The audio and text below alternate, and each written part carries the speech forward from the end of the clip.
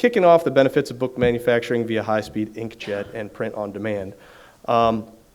And so I don't butcher anybody's names, titles, roles, or companies. I am going to ask each of you to just please explain, give me all that lovely information, but then also explain the role you and your company play in the on-demand printing space. And Doug, we'll start with you since you're closest to me. Okay. Hey, I'm Doug Sexton, and I'm the Director of Strategy and Technology for the business unit of Inkjet Web Press for HP. HP is a leading provider. Can you hear me okay? Closer. There you go. A leading provider of inkjet web press solutions, primarily focused on the book industry. That's been our largest market. We produce presses for high productivity of short to medium runs. Those run lengths can vary anywhere from books of one all the way up to thousands of books. We recognize, though, that the press itself is only part of the manufacturing system.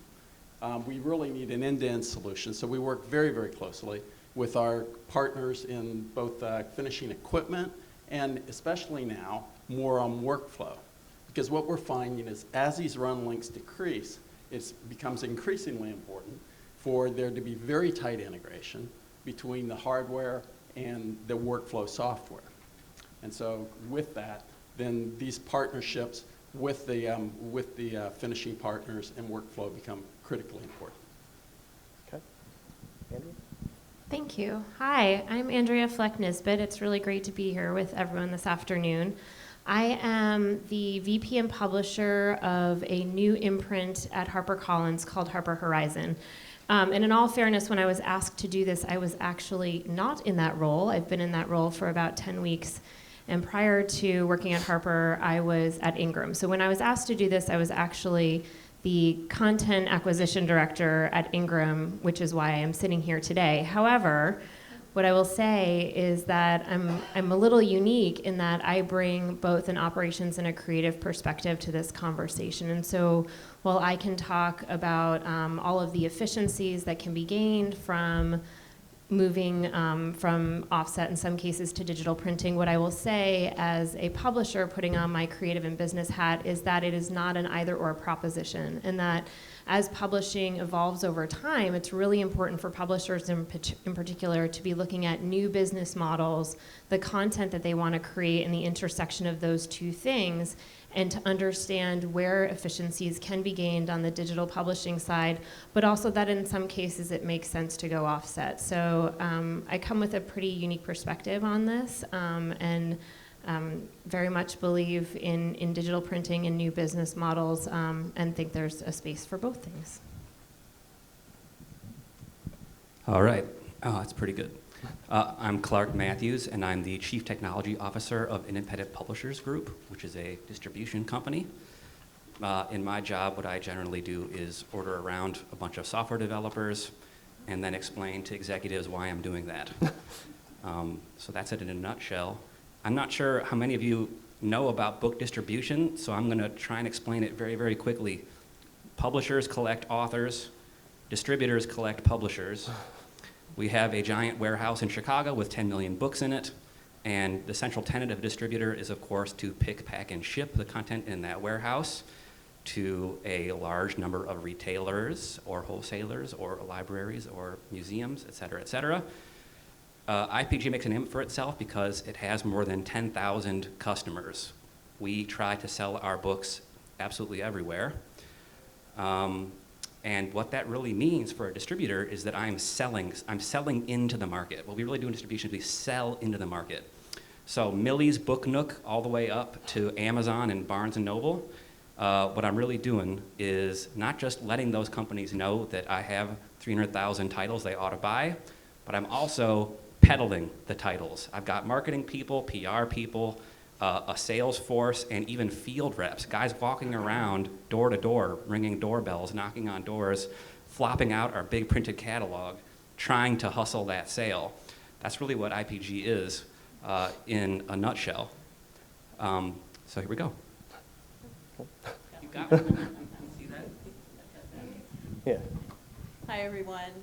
Thanks, Matt, and thanks to BMI for inviting me here today. It's great to be here, and great view, and with great location.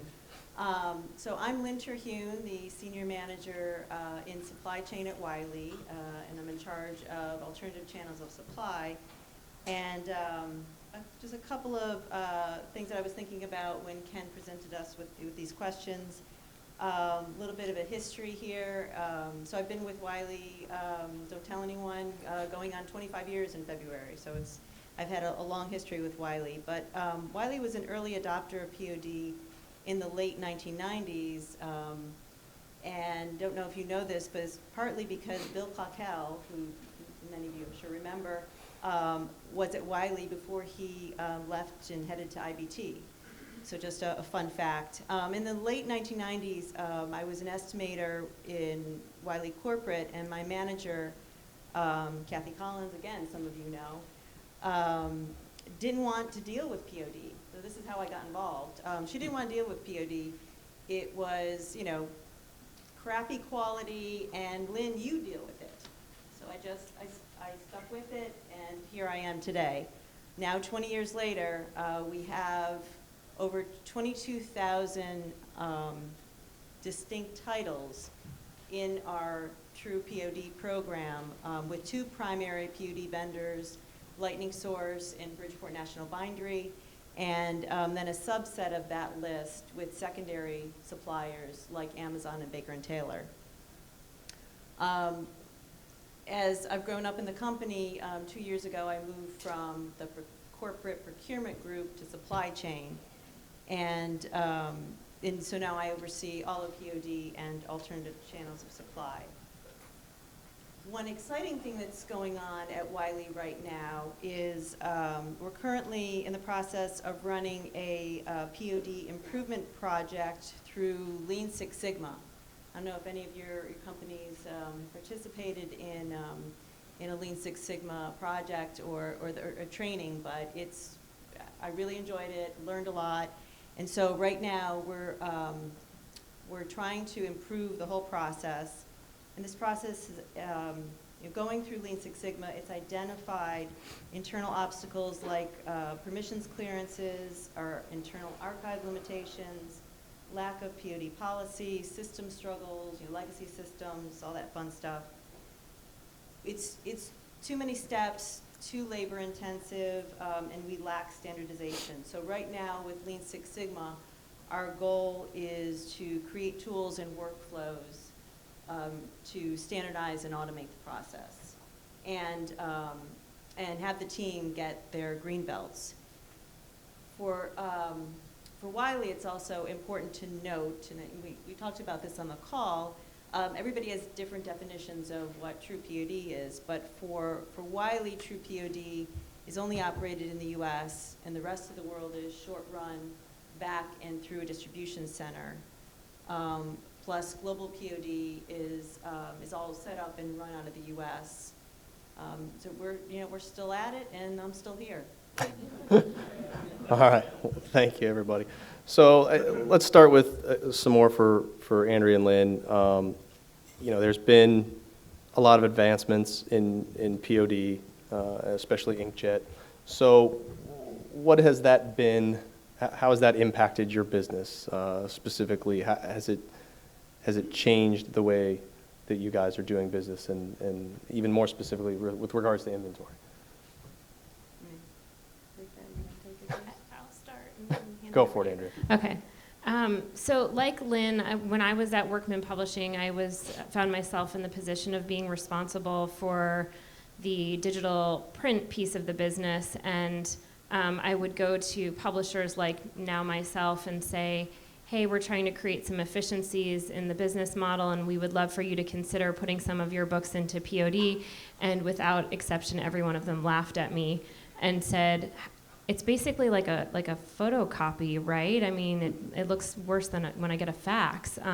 So truly, POD has come a long way in the 15 or so years since I've been introduced to it in the market. And so we've gone from a place where it was really hard to convince someone on the creative side to consider a POD option for a black and white trade paperback book, let alone a hardcover, jacketed hardcover, my goodness, or a cookbook with complex design and layout. And now we're finally to a place where it is a viable option, especially for books where either you're not going to advance enough copies to justify an offset run, or a book that you're looking to repackage and get back into the market. So absolutely, for us, the advances in technology, in the POD space and digital printing means that we can now actually have some really good options and convince people, the creative people on the other side of the business, that it's a viable option.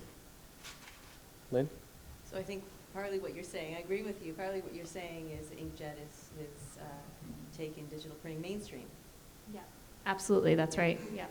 So one example I was going to give within Wiley, how I see it's finally we're winning the hearts and minds of people that this kind of technology is here to stay, right? Digital printing is here to stay.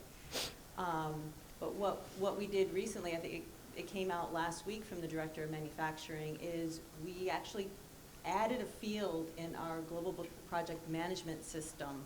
This is a big deal on the publisher side, adding a field to one of our systems. It's huge, yeah, it's a database change. And it says digital capable, yes or no.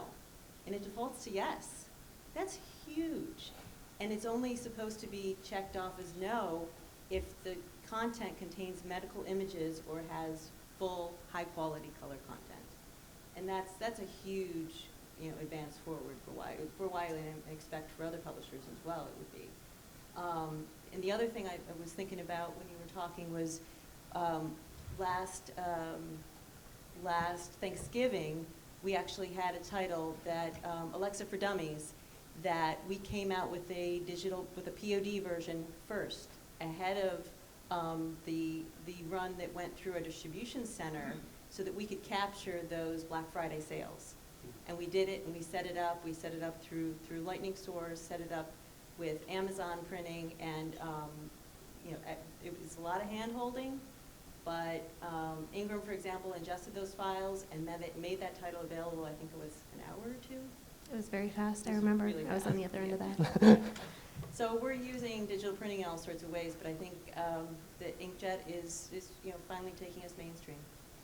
And just one more quick comment on that point. It gets back to this idea of not having to have an either-or solution, not even by ISBN, right? So as an industry, if we're going to continue to scale and be successful, we need to be able to find efficiencies in our models. And part of what Inkjet allows us to do is to be able to say, we're going to elect this title to participate in an Inkjet program, but it doesn't have to only be that. So it's really about what the market wants and when the market wants it, and being able to satisfy that in multiple ways. Yeah, what makes sense. Yep, definitely. So, Lynn, can I clarify that POD in your terminology means that it's directly distributed, that it doesn't go to a warehouse at all? Correct. Versus like a micro inventory where I might say, hey, my bin level's gone down to 20, and so I reprint. Right. Yeah. We only operate that kind of true POD direct to consumer in the U.S. Mm-hmm. And we do small quantities in the rest of the world to our other locations. Keep the mic up. Oh, sorry. Thank you. Small quantities in the rest of the world go through a distribution center, but we do library shelving, so it could be, usually 10 units or under. Right. I guess it requires the same type of tool set, same type of manufacturing. Right. But there's more supply chain savings, obviously, if you go direct distribution. Correct. So along those same lines, Clark and Doug, you guys are coming at it from a little bit different angle. Tell us about your perspective as it relates to kind of promoting POD and making that an Inkjet being an option to your customers. Doug, kind of you as a press manufacturer, and Clark, you as a distributor and sort of also a manufacturer at this point too. So, well, shall I begin? Go. Short-run book production was really the first market that got our Inkjet web press off the ground. And it still represents about 50% of all our pages on our presses globally, about 50 billion pages a year now. So still a very big business for us. When we introduced the web press, since then, in the last 10 years, we've tripled the productivity of the system. We've increased our media addressability, so now can print on various increased range of substrates. The quality of the print's gotten better. You know, it's a classic technology story. We keep kind of pressing the economics, the performance of the system, and so you get more for less, which, you know, in most, that's kind of technology, although my cell phone seems to be getting more expensive, and I'm not sure that I like the features that are going into it now, but that's the way it's supposed to work anyways. But what we've seen more recently is a shift to these much shorter run lengths and more of a book of one type of production with very, very tight SLAs. And while our initial systems were typically larger presses, very high productivity, what we called short run lengths, and those could be, you know, 100 to 5,000 depending on what the economics were. Now we're seeing like I've got a job basket that has a very high product mix on it that have SLAs on the order of hours. And so this has really driven a need for batching and sophisticated algorithms to be able to say, here's the jobs that have come in over the past couple of hours, here's what the SLAs are those hours, the variety type, and then algorithmic versus a hand type of production planning.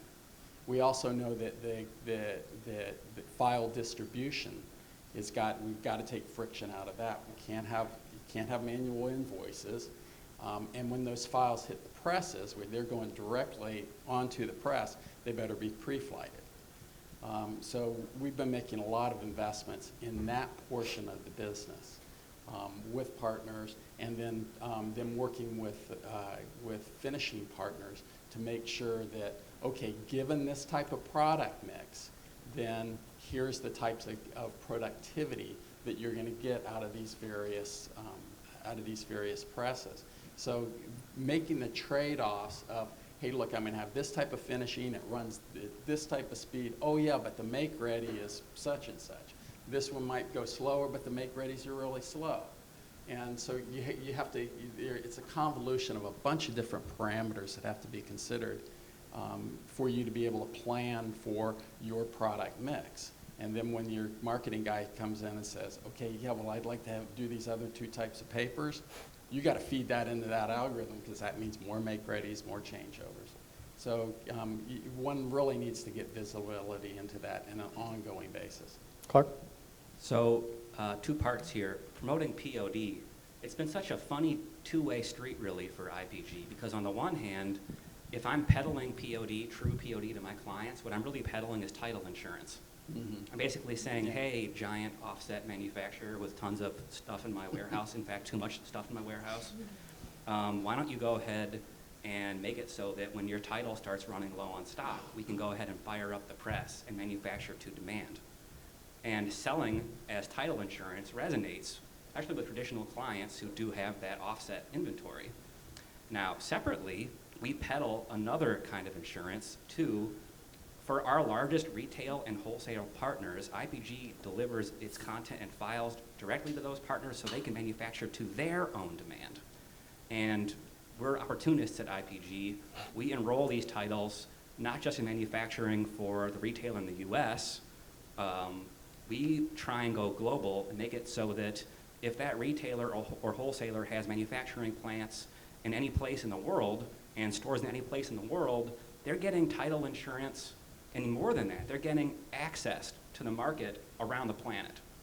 And those two kinds of POD for title insurance, they resonate well. But I'm going to mention the other side of this. IPG didn't get into POD because we're awesome marketers and I knew how to sell title insurance. What really has happened to us comes from a place of ebooks, believe it or not. We are one of the largest aggregators of ebook content in the world, one of the top 10 for Apple now. And we started getting approached by these weird, mangy clients who were only doing ebook distribution, didn't have any physical distribution sales at all.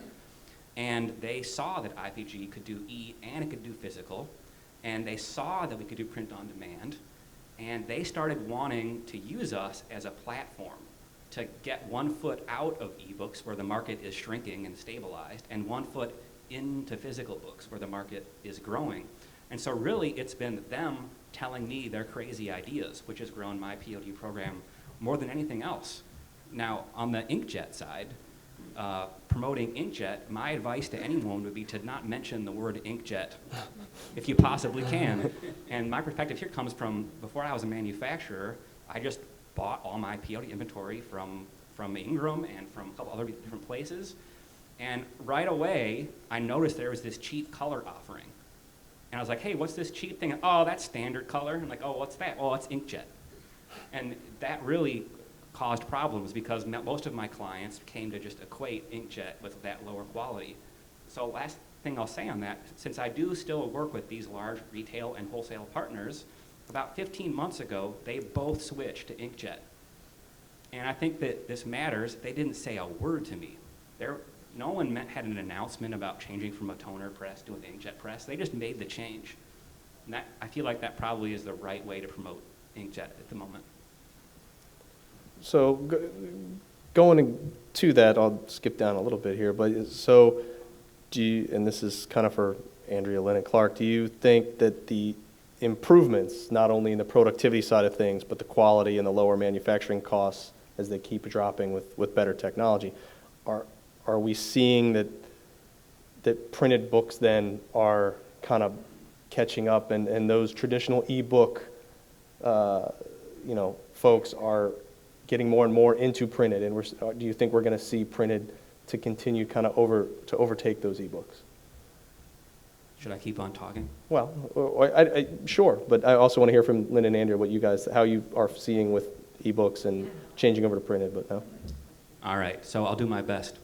I'll tell you a very brief story. We have a client right now that only did ebook distribution, and they invented a piece of software that will take an ebook file, which does not have a spine or a back cover, and it will turn it into a true print-ready POD cover image spread.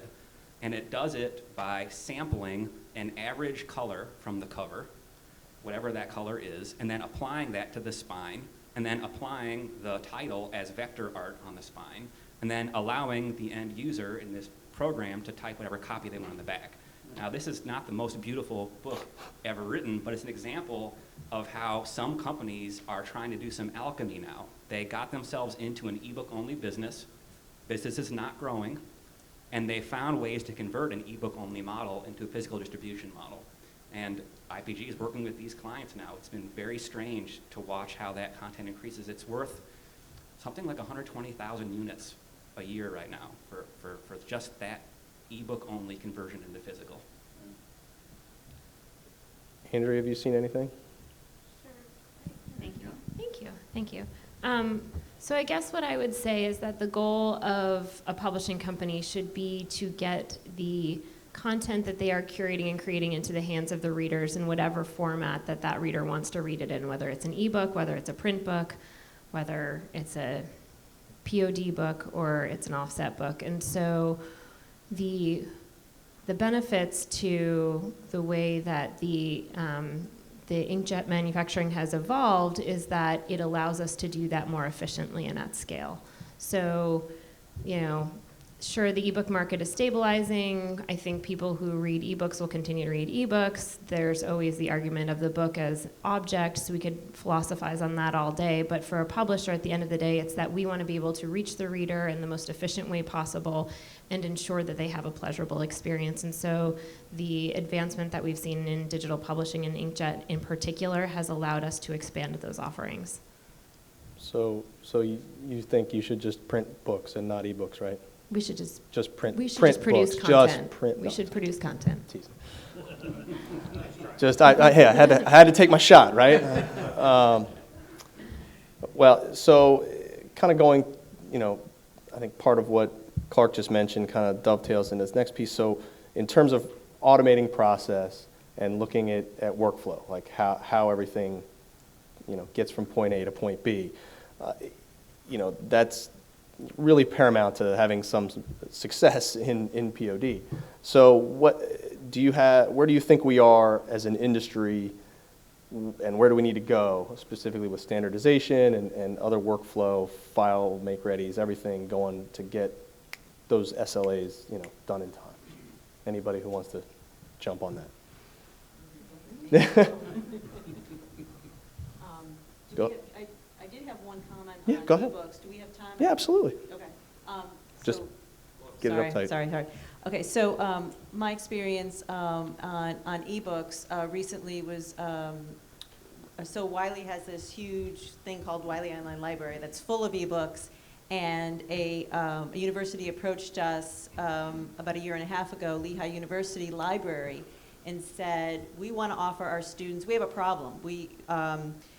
We have these interlibrary loan SLAs and costs, and we want to see if we can make an ebook, make a POD version out of an ebook, and offer it to our students at a lower cost. So we're doing that today with Lehigh University Library, and I think it's been a great use of giving the customer what they want when they want it. So just my little story about ebooks. Thank you. Okay, so workflow and automation. So Wiley years ago invested in EDI communications to make the orders for POD flow. I think that was in 2003, and that is still working today. And because a title is coded in such a way, the order comes in from the customer, breaks off, and routes to the vendor, and drop ships directly to the customer. That works, and it's working with other publishers as well. How many publishers does Ingram have that communicate orders via EDI? Around 10,000. Yeah. That's pretty incredible, right? So the ordering piece is working, and it's got to work to make this happen, right? Where I think publishers are falling down, at least I feel that Wiley still has a lot of work to do on the front end. Getting the right files to the print supplier, getting the right metadata, and we're having trouble just finding files. We've got a huge backlist, and I audited our archive, and there was a real small percentage of files available. We also have a workflow and automation problem with clearing our global permissions. So there's still a lot of work to be done on the publisher side with files and metadata. And I'm just going to put on my BISG hat for a minute. I also sit on the board of the BISG, and this is obviously something that we discuss at length when we get together to meet quarterly. One of the challenges for the U.S. market in particular, publishing has always been a really idiosyncratic industry, right? Everyone does their own thing. It's been motivated by curation and creativity, and that's a great thing, but there's no governing body saying this is how we need to sort of automate our workflows. So what happens, into that vacuum falls our trading partners, and when they're large enough and carry enough weight, they have their own systems and processes to which we as publishers and manufacturers need to adhere. And because there's no governing body, it's really up to us to do what is effective internally within our organizations, but we need as an industry to do a better job communicating with one another and to advocate together to our trading partners to try to create some kind of sort of universal way of putting together workflows and processes, and I don't think we're quite there yet. Something, go ahead. I'll just chime in on that same subject. I became a printer about a year ago, and I did so in the most high-minded of ways. My first goal was to have a metadata standard for print specs. I wanted to make sure that I had an XML framework for trim size, glossy versus matte, 60-pound white versus 80-pound opaque, that stuff. And so I went and visited the Editor website and found nothing, and I went to the BISG website and found nothing. I called Editor, and they said, you tell me what the spec is. I don't know what's going on here. And I was surprised. I was surprised that there wasn't a standard for how I could, X-bits, hey? Sounds awesome. Tell me more. Apparently it's very widely known. I don't know that it's been widely. Right. It is an XML. Wiley tried it. Wiley tried it, and yeah, we failed miserably at it because we couldn't pull the data out of our system to populate all the fields that XBITs needed to transfer to a supplier.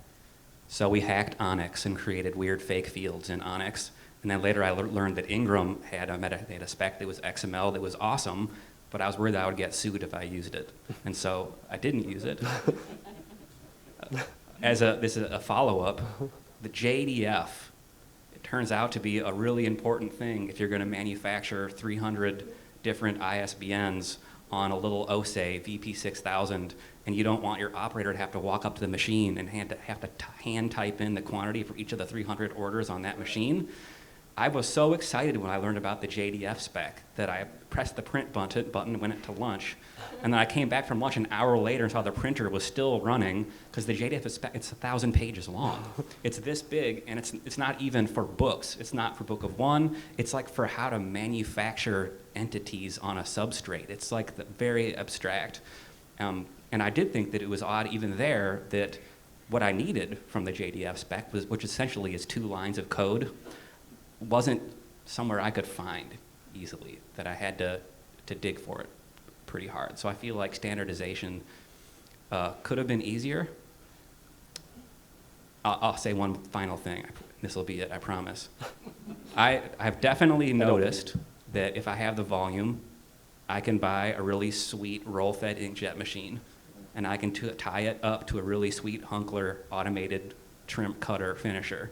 And I can throw that thing on a BQ 480V running inline to an HT1000 automated cutter. And you can get software from various companies, including Canon and I'm sure HP, where the barcodes all talk to each other and all the knives go down at the same time and all the snips happen and the whole thing is automated. And that sounds like you were saying, the printers and the finishing people appear to be talking to each other about good workflow. But what I don't know is if it actually works. So maybe in a year I'll find out. Well, I'll assert that it does work. I think we've got all the necessary building blocks in place. And really, we're kind of at a point in time where investments need to be made. And the core problem that we're all trying to solve here is optimization of the supply chain, right? And so it becomes incumbent on us to be able to look ahead, work very closely with our publisher partners to identify, hey, these are the volumes of books. These are the types of books. It's the variety. You know, standardization, yeah, it helps. It helps a lot because it minimizes make-ready times and optimizes productivities and the number of stocks that you have to have in stock and all those types of things. That's essential. But the most important thing is for printers to be able to justify their investments. And these investments are significant. And it's not as if they're all flush right now from years of high profits. So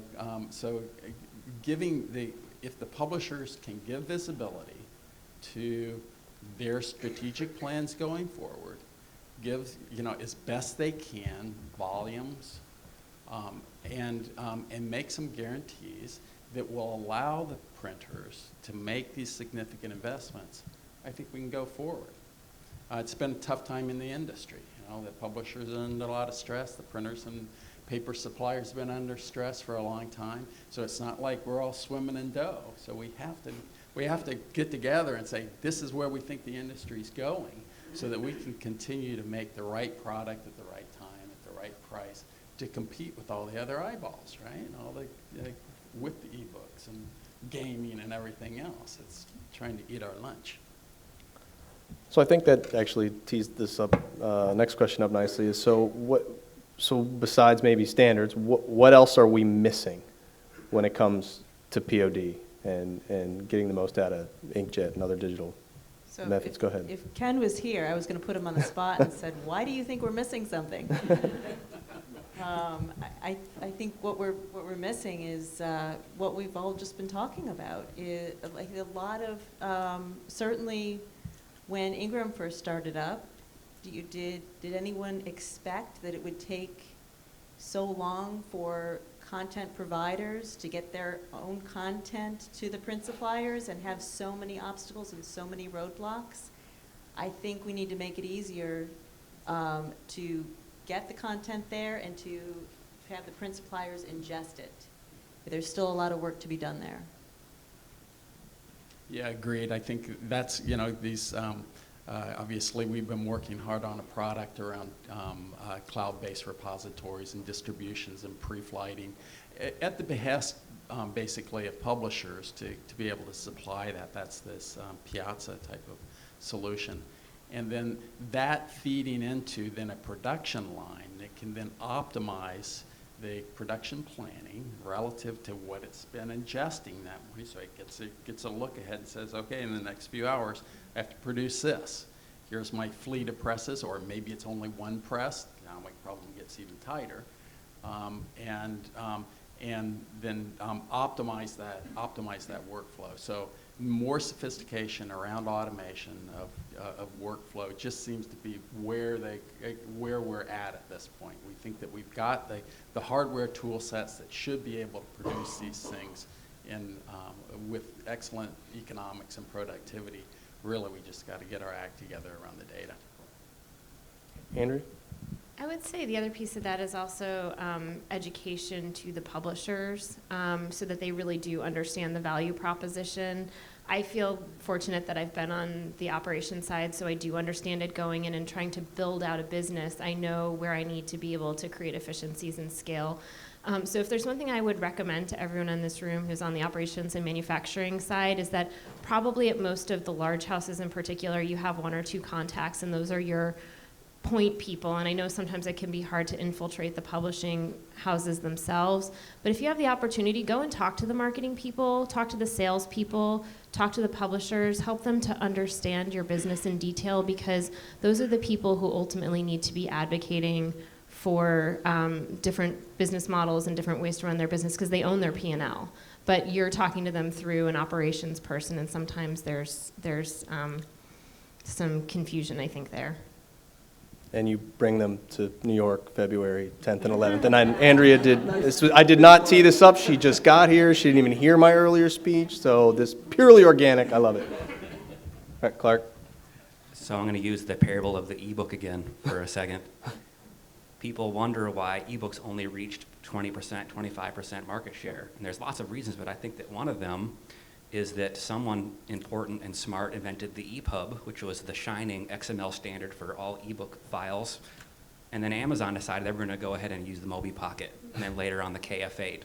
And the libraries decided they were going to stick with a print-ready PDF called the ePDF. And then on the metadata side, Google decided that even if you're a distributor with 1,000 clients, each client has to be set up separately with its own separate FTP endpoint. For every one of your 1,000 clients. Imagine trying to send content to 1,000 different printers. That's kind of what I mean if you're a distributor. Apple had decided not to use the Onyx standard. Amazon did. They all decided to make the big four things as complicated as they possibly could on an industry that didn't have databases in 2008, really. Wasn't really much, they had some Excel and some Access and stuff back then. I think it did a lot of harm to the ebook market back then. And when I look at POD, I guess I'm happy that there's the print-ready PDF, and also just very confused because every manufacturer has different rules about what that print-ready PDF is. And here's another parable for the ebook world. Ebooks all render on the same physical devices, the iPads, et cetera, of the world. POD books all get printed from the same printers. There's like 4 printers in the whole world now for manufacturing POD. Why do we have 19 different templates? It's just odd. There's complexity that we're adding into the process, which just constrains the adoption rate, in my opinion. So I guess it's not just the print. It's not just the PDF, right? I got a cover. I got these trim slides. I got any decorations. And it's the metadata. No microphone for you. Yeah, the metadata is really, as Lynn was talking to, is really what a lot of the issues are. And well, you know, EDI is an extremely simple way of being able to communicate, and that's how most book printers and publishers communicate. They have to set up they've got to integrate their MIS system so that it's ingesting and it knows, okay, this means that, you know, here's what the sizes are and all these. And XBits was, you know, there's not that many parameters there really, and XBits was supposed to resolve that, and maybe it's time to try and resurrect that, or at least get these things into databases where you can do just some simpler transforms. But it's a classic database problem, but So, I think it is simpler than what we're experiencing in the ebook side. so I mean, you all have kind of mentioned a few of them, but what other challenges remain, and do you have any silver bullets or any great plans to overcome those challenges over the next, say, 2-3 years? Put you on the spot, I know. Yeah. I'm doing my best Larry King here, I guess, I don't know. Or is everything just peachy? This question wasn't on the list. Yeah. It's the last one. I didn't surprise you. Well, since nobody has any other challenges remaining, I guess, or plans to overcome them, is there anything that, I know we talked about, you know, I asked if there's anything missing when it comes to POD, but what are you seeing more from, and this is probably going to be more for Lynn and Andrea, but what from John Q. Public, from their expectations? We heard Michael this morning mention, you know, the new normal of on-demand as everybody continues to be ordering everything from shoes to soap to everything else from Amazon. Do you see the market changing to where you're going to have to increase what you do POD because it's the customer's expectation? The end reader is expecting to just hit a button and have a book versus waiting or driving to Barnes & Noble or anything else like that? So the short answer to that is yes. And so I'm going to put my Ingram hat back on for a minute and talk about when I was there, the Guaranteed Availability Program, which was a program that allowed us to cascade when we ran out of inventory on the wholesale side to manufacture the book immediately and get that out to the customer. And I know, Clark, you have a similar program and you use Ingram and Amazon. But what we found, the reason that we would push publishers in that direction was not because we wanted to make a lot of money on the manufacturing of that book. In fact, in some cases, we would lose money on the manufacturing of that book. It was because we were feeding our own supply chain. And we knew from data that we could see in our systems that if that end reader could not get that book right away, they didn't wait for it to be printed somewhere else. They didn't wait for 3 weeks. They didn't wait for a back order to potentially be filled. They bought something else. So what we would see is that there was an immediate drop-off in demand for that book when there were no books in the supply chain, whereas if we could feed the demand, then we would actually see an increase in the demand for that title over what we had seen prior to that book being in the Guaranteed Availability Program. So at the end of the day, I love to champion the book as an object. I want it to feel good in the hand. I want to produce a quality product, and I think we're getting there with technologies such as Inkjet. But because of the day and age in which we live in, where content is immediately available, we have to be able to meet that need for the end user. Yeah, I agree with that, and Wiley has participated, or does participate in Ingram Guaranteed Availability Program, and we had some case studies where we had a title, can't think of one off the top of my head right now, but we had a title in with Gap, and it had been consistently selling 200 units, and the Ingram buyer had been ordering 200 units for the last 12 months. And then all of a sudden, last August, there was a spike in demand, and a customer bought 1,200. But because we had it in that program, Ingram was able to fulfill demand immediately, and Wiley was able to capture that sale. So, so these kind of programs are important. The customer doesn't care whether it's POD or digitally printed. they want their product. They want to order this and get it the next day. Another example is, with Amazon. Amazon has a similar program called In-Stock Protection, and one of the Wiley Amazon salespeople was talking to a publisher, and the light bulb finally went off, and this is to your point, Andrea, about education, where if we have content, Amazon still only prints and binds paperback books, but if we have content with Amazon and have that content available, we're winning the buy box. We're not competing against a marketplace seller on Amazon. Amazon can provide that, and we're capturing the sale. It's not going to a marketplace provider. So finally, we are winning the hearts and minds of our publishers and our editors. The quality is finally getting to be good enough, and we're selling more books. Great. All right, well, we've got some time for Q&A from the audience. So anybody, yes? So for Andrea and Lynn, it's from a publisher's perspective, do you have any different expectations for an inkjet book versus an offset book? I mean, from any perspective at all. Well, I do, but I'm probably not your typical publisher because I know the other side of the business. For the most part, in my mind, it comes down to paper, what you can print it on. So if I want something that's on an 80-pound coated gloss, that's going to be hard to do with an inkjet. I know it's doable, but in terms of supply, it's not there. So if it's a coated paper or it's something that requires a really heavy paper, then we're going to go offset. It needs to be readable, right? Wiley doesn't have a lot of fancy decoration. I mean, we do paperbacks, hardcover books, but offset versus digital, it's we're really getting to a point where we're intersecting, and a digital print provider can provide most of what an offset provider can now. So in our world, we want them to be both. If the quantities are higher, we go offset. If the quantities drop, we can print digitally. So I would also say, I'm just thinking about this right now in my head, that a lot of times the special features on a book are not in the interior. So I'm talking about the papers, but oftentimes it's the jacket. So if there were a way to marry those two things up where we could print a quantity of offset jackets ahead of time that had foil on them or whatever it was, and then have those available to marry up with the digital printing, that could be a potential win for publishers. I think publishers need to start designing for POD from the get-go instead of for the offset world.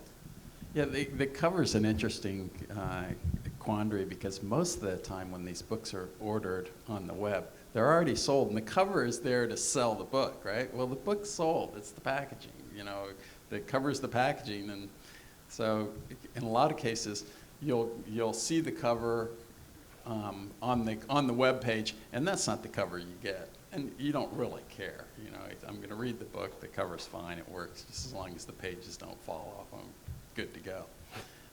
So that aspect, I know that actually what they'll do is on the web they'll test a bunch of different covers and do A/B studies and go, okay, which cover on there gets the most orders, and whether that's what they send or not doesn't really matter.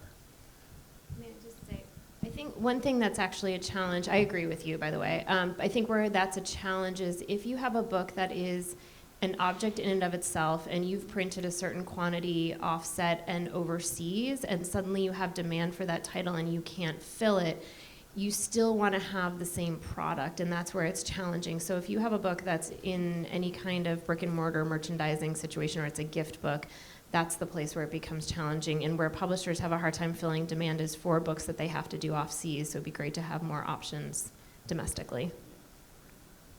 Okay. Other questions? Yep. Lynn, you gave the example of producing 200 POD copies at a time, and then you said you got an order for 12. Right. Your per piece Right. cost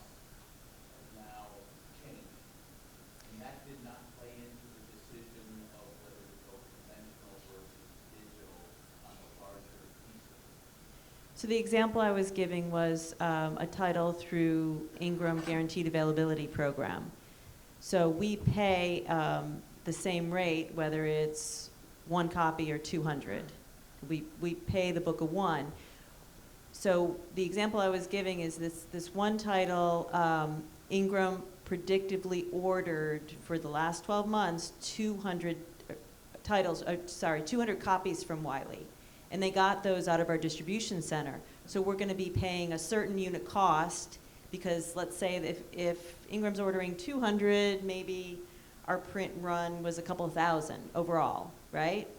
So because the other people are ordering that book. So we're going to be printing that probably offset, and we'll hold 1 unit cost in our inventory accounting system, but then we also participate, we also have the content files with Ingram, and we're going to be paying a different unit cost when it's a book of 1. Does that? But then in that order of 1,200 was just effectively 1,200 books of 1. Well, so it was a mixture. Right. Yeah, it was a mixture Yeah. of Pulling from, offset yeah, and and- book of 1 Okay. unit cost, yeah. Makes sense. But we're still capturing that sale, and we've done a lot of analysis recently on the margin differential between a traditional supply versus a book of 1 supply, and we're finding that the margin differences are not that great. You know, we may be 5 to 10% difference in margin, Yeah. and that's loaded with a bunch of, So that's an education to people that margin differential yes, significant as they might thought. exactly. Andy? Yeah, like Doug mentioned earlier, the improvements in print quality or an effect on POE demand. What about the improvements on, there's been considerable improvements on finishing, not just in the quality of the books, but also the availability of hardcover and softcover in a POE environment. To the publishers in particular, how does that play into the demand increase in the last several years in POE production?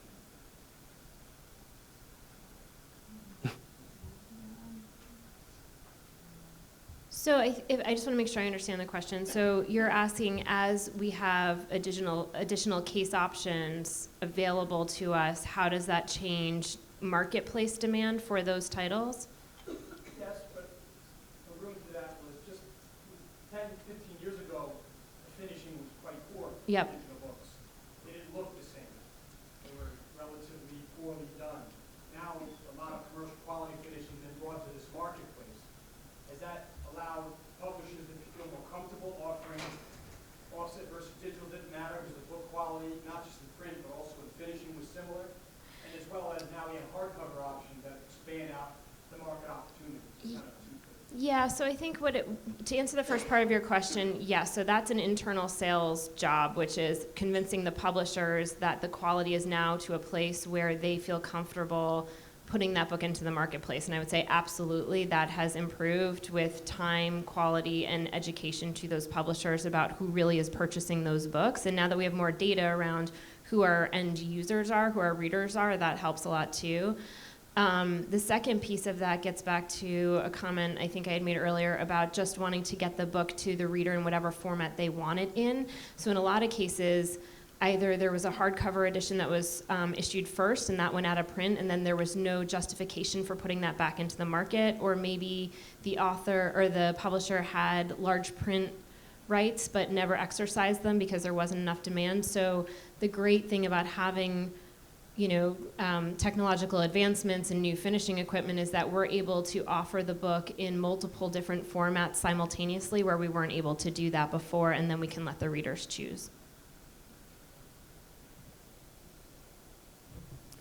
One more?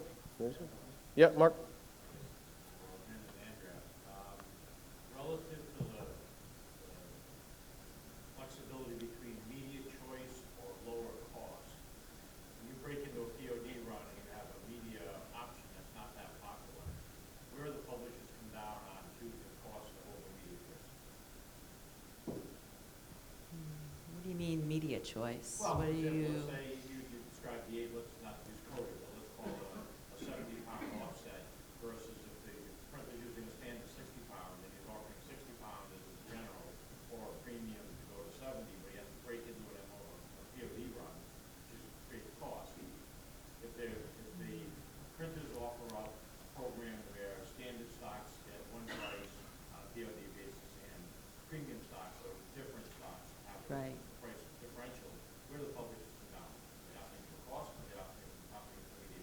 I would say cost. And I would say it's often on a case-by-case basis.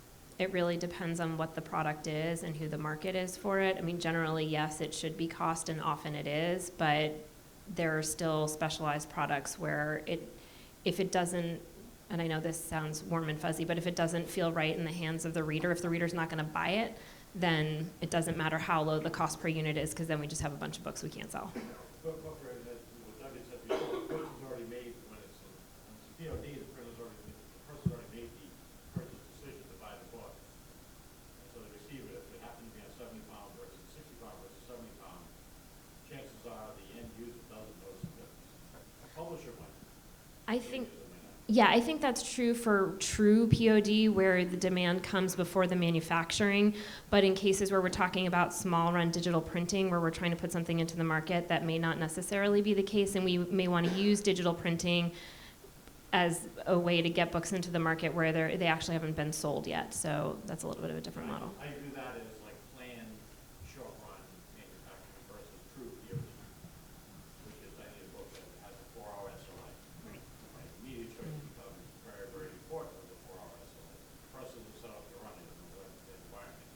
You're never going to hit the 4-hour SLA unless you have specialized presses with unique media. Right, so when you're talking about true print on demand where the demand comes before the manufacturing, I think that that's true. And if it's 50 or 70 pound paper, I will tell you at Ingram there were times where we may have put a book out on 50 pound paper when it was technically supposed to be on 70 pound paper. Nobody noticed.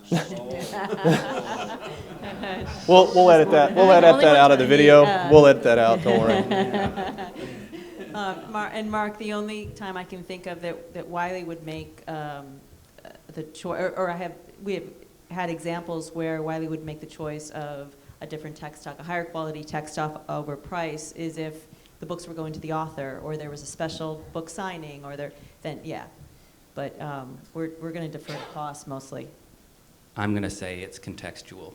We have some insufferable clients whose branding is actually contingent on the thicker stocks. Generally, the less good your content is, I think the nicer the stock you want to have on it to help off. Dress it up. Exactly. It's more complicated than that for sure, but some people really notice there are markets that really care. You have to be very careful. University press manufacturing is a good example of that. All right. Well, thank you very much to our panel. Appreciate it.